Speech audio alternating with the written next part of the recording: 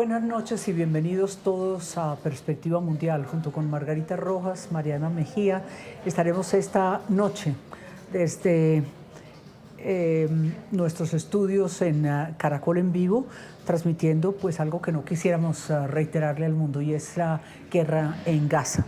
Estaremos con Fernanda Méndez, de Médicos Sin Fronteras, presidenta desde Buenos Aires, y hoy firmaron 25 gobiernos de unas, dijéramos, 100 organizaciones no gubernamentales que también se sumaron a esta solicitud de ayuda humanitaria, alzaron sus voces para que alertáramos aún más, si se puede, la situación de hambruna masiva que se extiende en toda la franja de Gaza, y para pedir a Israel que ponga fin a estos obstáculos para el ingreso de ayuda humanitaria.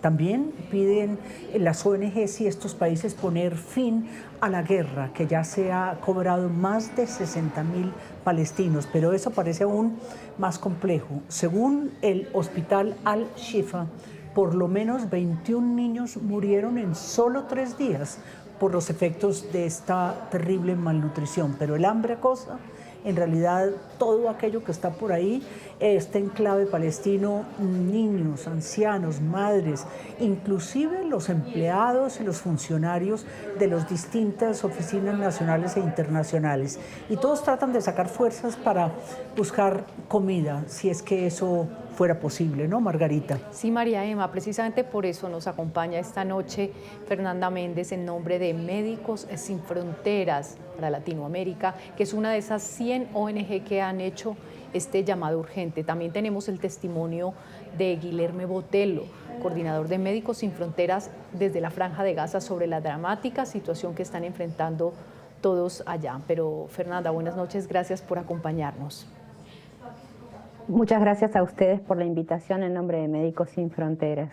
Sí, si pudiéramos partir de la situación actual, que cada día parece ser más y más grave, ¿cómo la describiría usted y qué hace que sea imposible entregar estos alimentos tan necesarios para los ciudadanos y sobre todo los niños en Gaza? Yo lo podría describir como una masacre. Lo puedo describir como lo describimos desde Médicos Sin Fronteras. Se está utilizando la inanición como un arma de guerra, entre otros factores.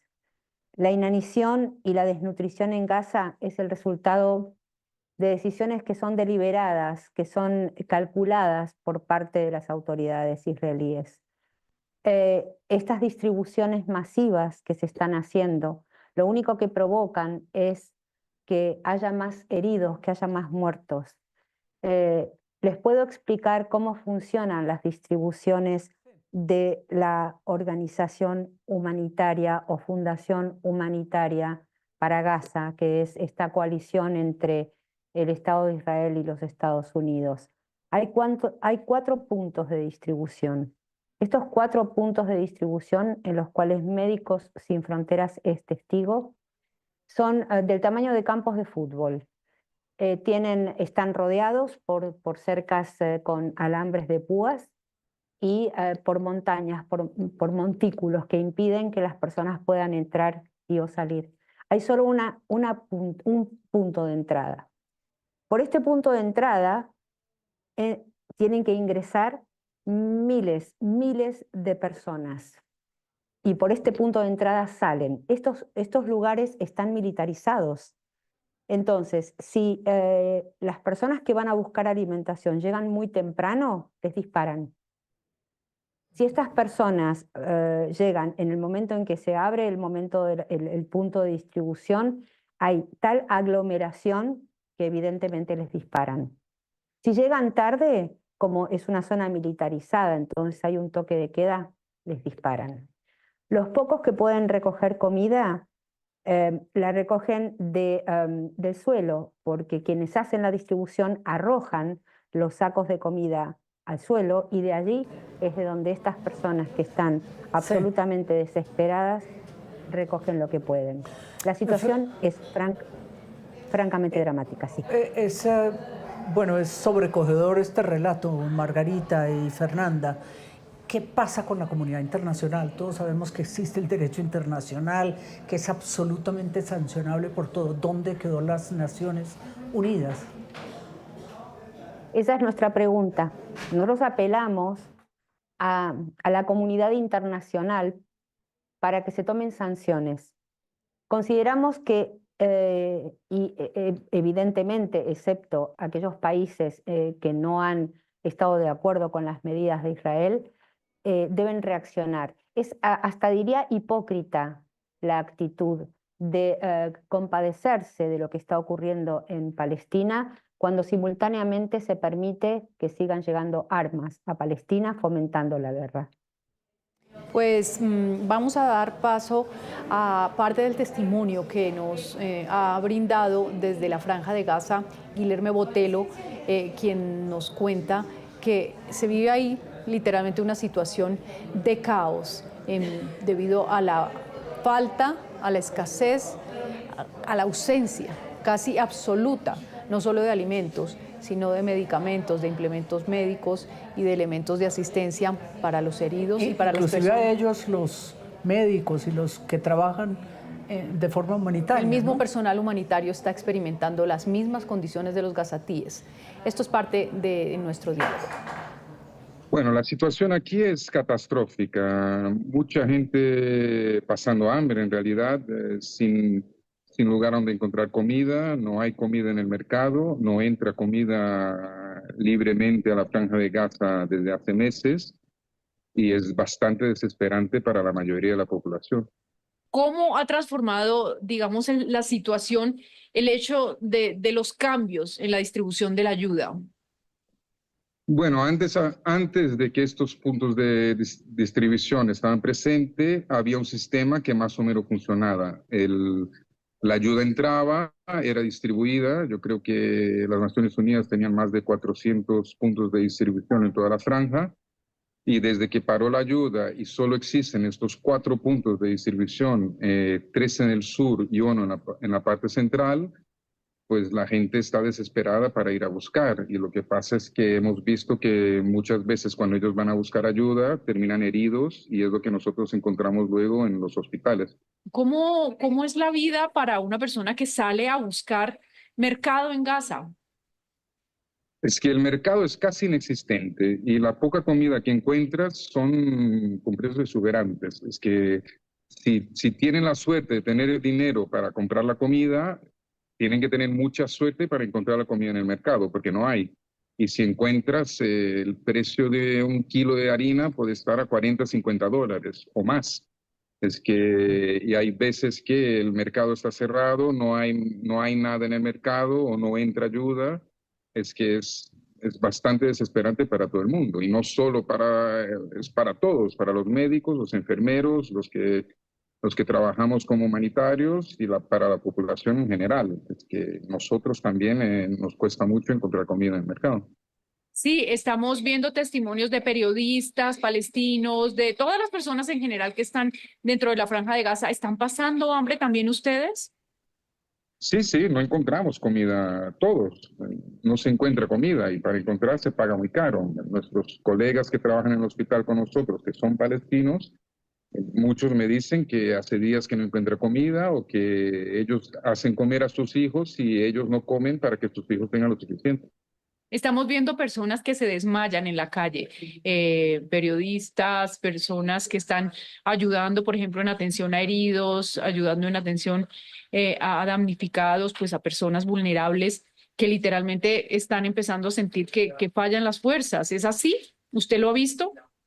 Sí, yo lo he visto. Yo estuve aquí de enero a marzo de este año, que vi un poco de la última tregua y vi cuando volvió la guerra otra vez. He visto bastante cómo deterioró la situación. Cuando vas por la calle, ves a gente que puedes ver claramente que han perdido peso, que no tienen el mismo peso que tenían hace un mes, 2, 3 o igual 20 meses que empezó la guerra. Tú los notas por cómo van chupados de la cara, porque sus ropas ya no caben y los niños también súper flacos. Y nosotros hemos visto en nuestras clínicas como los números de malnutrición en los niños han estado aumentando.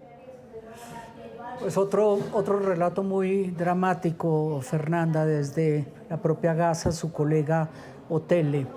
¿Qué fue lo que ocurrió? ¿Qué hizo que se paralizara esta posibilidad de un cese al fuego, de una liberación de rehenes, que es por donde todo comenzó ese fatídico 7 de octubre? ¿Por qué ya no hay una sintonía política o hay falta de voluntad o simplemente la Unión Europea ya desertó también a la Franja de Gaza? Yo puedo, María Emma, compartirte y compartirles lo que nosotros somos testigos. Ahora, a su pregunta puntual de qué fue lo que ocurrió, claro, son momentos y son coyunturas políticas en las cuales la verdad es que no me atrevería a opinar. Yo lo que sí puedo decir como representante de Médicos Sin Fronteras y como portavoz de la organización es lo que nosotros estamos viendo y lo que nosotros pedimos. Es decir, es inaceptable que la comunidad internacional siga apoyando y siga haciendo silencio ante, y si me permiten, me gustaría linkear lo que es la malnutrición no solamente con la mortalidad per se, con la malnutrición, sino que las mujeres embarazadas malnutridas suelen tener partos de niños pretérminos y las neonatologías en Gaza están colapsadas. En una cuna de un servicio de cuidados intensivos neonatológicos de Médicos Sin Fronteras, hay a veces 5 hasta 6 bebés recién nacidos. Y eso es causa de la malnutrición. Hay mujeres embarazadas de 6 meses que pesan 40 kilogramos. Es, como dije al inicio, esto es utilizar la comida, utilizar el agua, porque recordemos que además no están permitiendo que se potabilice el agua, y los puntos de potabilización que maneja Médicos Sin Fronteras, donde tenemos centros de distribución a millones de personas, son atacados por el ejército israelí. Entonces, a nivel de, no estoy respondiendo, creo, a tu pregunta sobre la coyuntura política. Creo que esto es perverso. Eso es, como médica y como trabajadora humanitaria, se han cruzado todas las líneas rojas, absolutamente todas, todas. Ya no queda ninguna por cruzar. Y este es el momento en que tenemos que demostrar lo que está ocurriendo. A lo que se refería Guillem, que me pareció muy pertinente, de 293 casos en mayo de malnutrición aguda, severa o moderada, hemos llegado a 983 a principios de julio. Es decir, coincidiendo con estas pseudo ayuda humanitaria. De esta cohorte de las que le hablo, sí, 326 niños tienen entre 6 y 23 meses, son bebés. En este momento, bueno, evidentemente hay momentos en los que tenemos que cerrar la sala de pediatría, tenemos distribución de alimentación terapéutica, pero es que a veces hay ruptura de stock, a veces nos quedamos sin leche, sin suplemento de leche para los niños, y en ocasiones, y esto es muy dramático, y el testimonio de nuestros colegas, cuando se entrega la alimentación y el alimento terapéutico a las madres prefieren dárselas a sus hijos. Que a ellas mismas. Y prefieren morir ellas de hambre, y de hecho nuestras propias colegas pasan por estas situaciones, porque la alimentación terapéutica solo está indicada para quienes padecen de malnutrición. Margarita, sin palabras, ¿no? Sí, y digamos, estas cifras que usted nos proporciona, Fernanda, coinciden con el relato de Guillermo sobre las dificultades que tienen para tratar la malnutrición, porque llegan los pacientes, pero no hay ni los suplementos alimenticios ni medicamentos para tratarlos. Entonces, escuchemos parte del relato de lo que se vive en el terreno frente al tema de la malnutrición infantil que se está cobrando las vidas de los niños. Pues nosotros en nuestras clínicas normalmente hacemos el screening de malnutrición en los niños, ¿no? Entonces, lo que vemos es que gradualmente, en el pasar de los meses, hemos visto que el porcentaje de niños que vamos haciendo el screening de la malnutrición está aumentando gradualmente cuando el tiempo pasa. Y lo que pasa también es que la medicina, que es ¿no? comida preparada, altamente calórica para tratar la malnutrición, tampoco está entrando a la franja de Gaza. Entonces, el problema es que, aunque podemos diagnosticar que los niños están malnutridos, a veces no tenemos con qué tratarlos. Y en este momento, ¿qué están haciendo? ¿Simplemente les suministran sueros, quizá? O en este momento, ¿cuáles son las posibilidades reales de Médicos Sin Fronteras para enfrentar la malnutrición? Estamos tratando, pero lo que tenemos que hacer es, en vez de darles un tratamiento que ellos puedan estar 2 semanas tomando para poder atender a un máximo número de personas, les damos menos tratamiento que les dura menos tiempo hasta que podamos conseguir más suministros. Ujú. ¿Y qué son los suplementos que usted menciona o cosas Sí, que requieren exactamente. hospitalización? Exactamente. Hasta que no llegue a que no sea severo, se puede tratar con estos suministros alimenticios. Si es severo, ahí ya necesito una hospitalización. ¿Cómo logran ustedes que les permitan ingresar esos suplementos médicos y todo tipo de medicamentos y de implementos que ustedes necesitan? Es muy difícil porque hasta hace poco tiempo no estaban dejando entrar ningún camión, o sea que estábamos haciendo con lo que teníamos. Y ahora a los pocos dejan entrar los camiones, pero la cantidad de camiones que está entrando no es suficiente.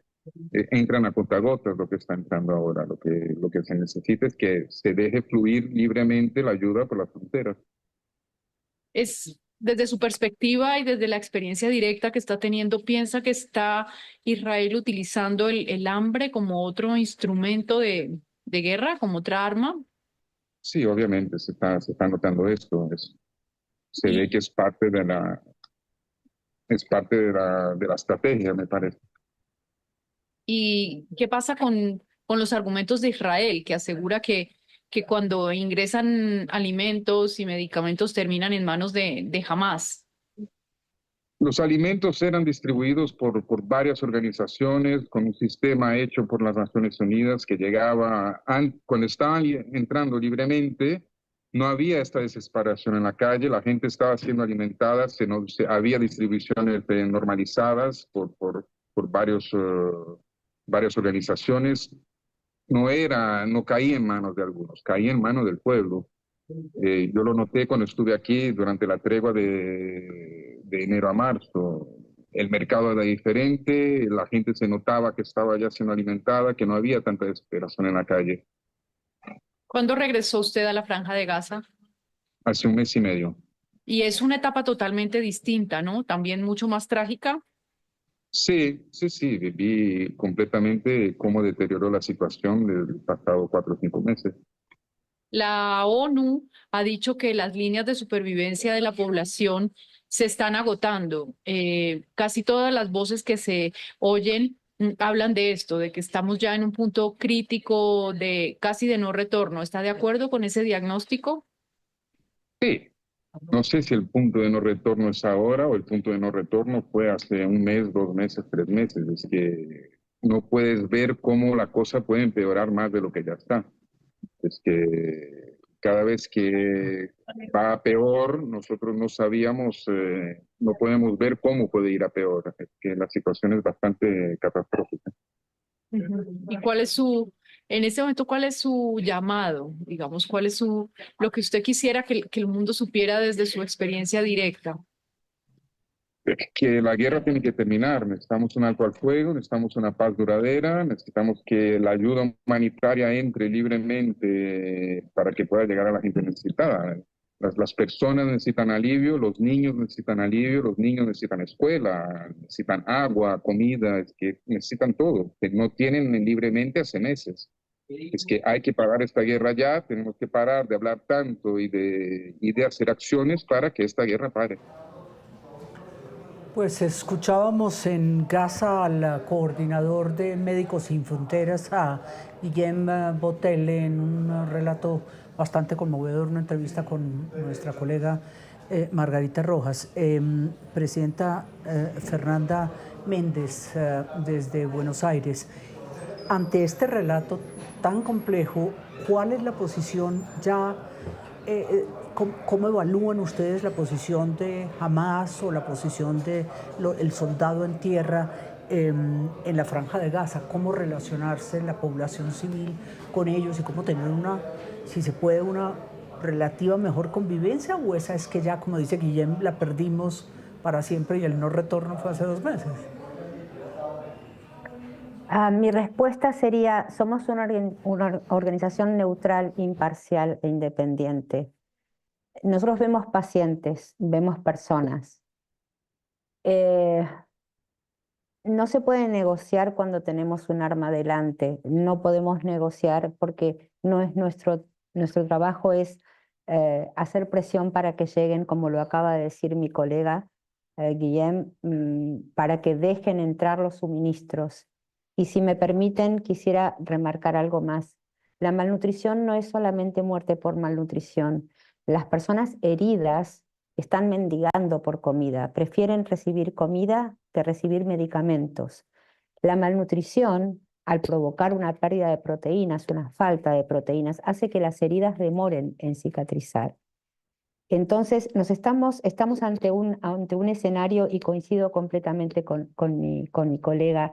Yo no sé cuál es el punto de no retorno. Quizá el punto de no retorno, y como lo dije hace unos minutos, es esa línea roja, y esa línea roja se cruzó. Y me gustaría decirles que en este momento, y como comentaba también mi colega, hay actividades que se tienen que suspender precisamente porque nos quedamos sin material. El 21, el 19 y 20 de julio no tuvimos insumos para dar alimentación terapéutica a bebés, a 23 bebés que tenemos en las unidades de cuidados intensivos. En el hospital Nasser, que es en el centro de Gaza, tenemos 168 pacientes ingresados en pediatría y en la maternidad que no pudieron acceder a alimentos los días 20 y 21 de julio. Esto tiene que terminar. Lo que pedimos es un alto al fuego sostenible. Esto es un genocidio. Se está utilizando la comida como un arma de guerra, se está utilizando el agua como arma de guerra. La ayuda que se da es ayuda manchada de sangre, y esto no lo digo yo, esto lo dicen nuestros colegas trabajando en Gaza, y son gazatíes, son palestinos. Y puedo, si me permiten, no sé si cuento con el tiempo. Sí, por favor. Pero tengo, pues nosotros en Médicos Sin Fronteras escuchamos mucho a nuestros colegas y ellos piden que seamos sus portavoces. Ashraf, por ejemplo, Ashraf es un muchacho palestino que, bueno, fue, a pesar de la indicación de su madre, a buscar comida en uno de estos 4 centros de distribución, a pesar de las recomendaciones de su madre, y a la media hora lo llamó. Estaba herido y ha ingresado en una de las estructuras de salud de Médicos Sin Fronteras. Esto no puede seguir así. Esto es absolutamente violatorio al derecho internacional humanitario, del cual somos orgullosos defensores desde Médicos Sin Fronteras y desde otras organizaciones humanitarias. No puede, perdona, solo porque si no, no puede una parte beligerante organizar la distribución de ayuda. No lo puede hacer. Y en este caso, una parte beligerante coordina la ayuda. Fernanda, entre Margarita, comillas, ayuda. Preguntaba aquí en Perspectiva Mundial, ¿hay una fecha límite para Médicos Sin Fronteras como para tantas ONGs de salir y dejar Gaza, o eso no se percibe en el panorama de la organización? Nosotros y nuestra organización va a seguir presente en Gaza porque tenemos actividades, porque todo lo que estamos contando, todas estas personas que están padeciendo un infierno, porque Gaza se ha convertido un infierno para la población palestina, y vamos a seguir ahí. Nuestros colegas, los que están ahí, y también lo vamos a hacer por aquellos colegas que han asesinado, nuestros 12 colegas de Médicos Sin Fronteras que a la fecha fueron asesinados durante este terrible y espantoso genocidio. Así que por ahora y por siempre vamos a seguir en Gaza. Pues ese compromiso es, por supuesto, muy loable, muy, digamos, plausible. Se necesita un gran valor por parte de todas las personas que deciden ir como el médico que hemos entrevistado, Guilherme Botelho, para ir a Gaza y exponer su propia vida y trabajar en este campo. Quisiera preguntarte... Perdón que interrumpa, quisiera hacer un comentario. La decisión de Médicos Sin Fronteras es permanecer en Gaza. Por supuesto que sí. Esto evidentemente dependerá de que nos dejen seguir estando en Gaza. Claro, porque ahí entonces está el tema de la presión y de las decisiones de Israel. ¿Le preocupa a Fernanda la forma en que se han deteriorado las relaciones entre Israel, Estados Unidos y la ONU y todas sus organizaciones? Por ejemplo, la Organización de la ONU para los Refugiados Palestinos, UNRWA, que ha perdido todo el respaldo político para trabajar, para actuar. Se les ha calificado como colaboradores de Hamás. De alguna manera ustedes, las ONG, también están enfrentando acusaciones y ciertos señalamientos. ¿Les preocupa esa estigmatización? Pues no nos preocupa, nos ocupa, porque tenemos que dar respuesta cuando se nos acusa. Pero es que nosotros no tenemos absolutamente nada que explicar. Nosotros somos una organización médico-humanitaria de ayuda internacional. Y lo que estamos haciendo en Gaza es lo mismo que estamos haciendo en otros contextos, evidentemente, salvando las distancias, como por ejemplo Sudán o Ucrania o Congo. Es decir, no tenemos por qué justificar nuestra presencia cuando está más que justificada con todo lo que ustedes están escuchando a través de mi colega, con lo que se ve y lo que se escucha en los medios de comunicación serios y creíbles. La verdad es que, como les dije hace unos minutos, nosotros vemos personas, pacientes, y para ellos estamos ahí. Y no solamente hacemos asistencia médica, y quería comentarles acerca de la provisión de insumos. Estamos tan al borde de la ruptura de stock de insumos, es decir, de no tener guantes, de no tener gasas, que a los pacientes heridos los tenemos que curar cada día por medio. Eso es absolutamente inaceptable.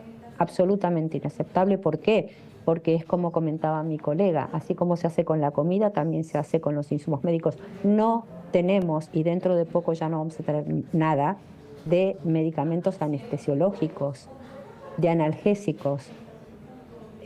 Realmente se necesita que se abran las fronteras, se necesita, y desde Médicos Sin Fronteras pedimos a los estados, al Estado de Israel, que abra las entradas para ayuda humanitaria real en Gaza y que nos permitan seguir haciendo nuestro trabajo, que es lo que mejor sabemos hacer. O sea, Fernanda, que el problema no es no tener esos insumos, sino cómo entrarlos. Es decir, ustedes pueden tener países que donan, pero no tienen cómo ingresar esos insumos. Los legalmente. Insumos están. Los insumos están. ¿Están los insumos? Claro que sí, no pueden entrar. Antes de comenzar, antes de octubre del 2023, entraban, Gaza se sostuvo siempre por otros países, ¿verdad? Tanto para la alimentación como por muchos otros elementos para la vida, ¿no? Para ser elementos esenciales para vivir. Entraban 500 camiones, ahora están entrando 500 camiones cada 6 meses y no dejan entrar los insumos médicos. Y como comentaba mi colega también, para la entrada de estos insumos médicos es una negociación muy dura la que hay que hacer. Entonces, claro, con lo poco que llega, porque sí, reitero, los insumos están, pero no dejan que entren a la Franja de Gaza. Y cada vez más se deteriora la situación en Cisjordania. Pues muchísimas gracias a usted, a su organización Médicos Sin Fronteras, a Guillermo Botele desde la Franja de Gaza, precisamente por su trabajo, y pues aquí estamos para colaborar y hacer cada vez más visible esta situación que esperamos no sea mucho más lenta, Margarita, ¿no? Sí, María Emma, han prometido esfuerzos para tratar de abrir por lo menos un puente, un canal para el ingreso de ayuda humanitaria. En eso se ocuparán las gestiones diplomáticas de las próximas horas, teniendo en cuenta que las expectativas por un cese el fuego son tan difíciles y tan bajas. Muchísimas gracias. Gracias. Gracias a opiniones ustedes. Desde Buenos Aires. Muchas gracias por la invitación y recordar que la Corte de Justicia Internacional ha dicho esto va en contra del derecho internacional humanitario. Basta ya. Alto al Así fuego. tiene que ser. Muchas gracias por acompañarnos Gracias. hoy. Gracias a ustedes. Pues con eso terminamos. Margarita Rojas, Mariana Mejía, aquí en Perspectiva Mundial de Caracol en Vivo. Hasta dentro de 8 días con otro tema de la agenda mundial. Buenas noches.